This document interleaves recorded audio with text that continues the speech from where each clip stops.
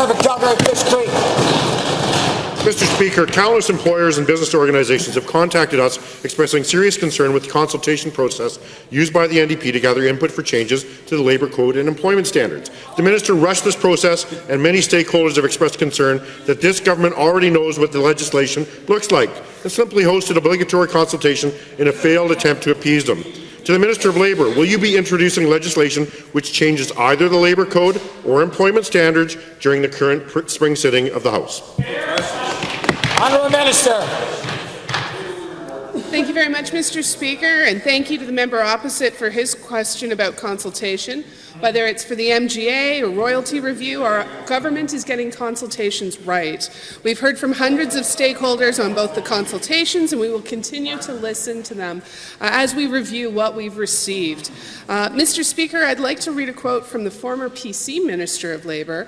My department has embarked upon a 6-week consultation process to review the Alberta's employment standards legislation. 6 weeks, Mr. Speaker, and only an online consultation. The opposition is talking out of both sides of their mouths. Thank you, Honourable Minister. Thank you. For supplemental.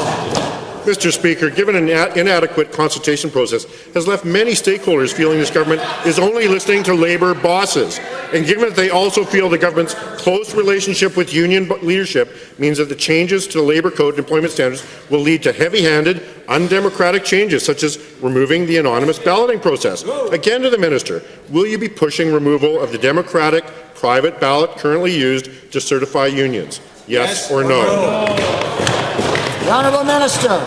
Thank you very much, Mr. Speaker. We have received information from nearly 5,000 Albertans, including 1,000 employers or employer representatives, countless number of written submissions, and we continue to engage.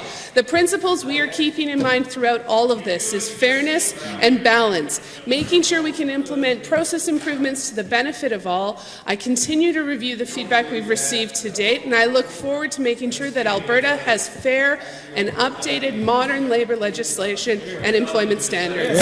Second supplemental.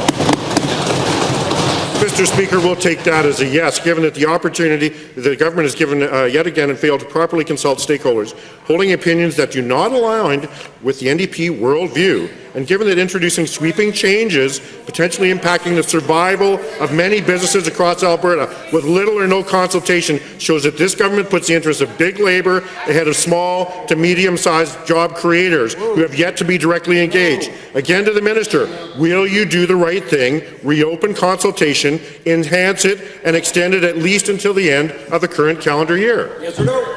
Honourable Minister.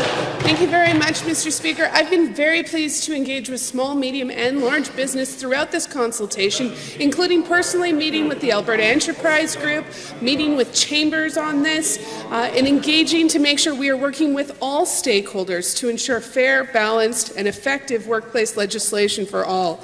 We need workplace legislation that works for both businesses and workers, because this legislation has not changed since 1988. We have a responsibility to make sure we have legislation that works for Albertans. The previous government did consultations. Thank you, Honourable Minister.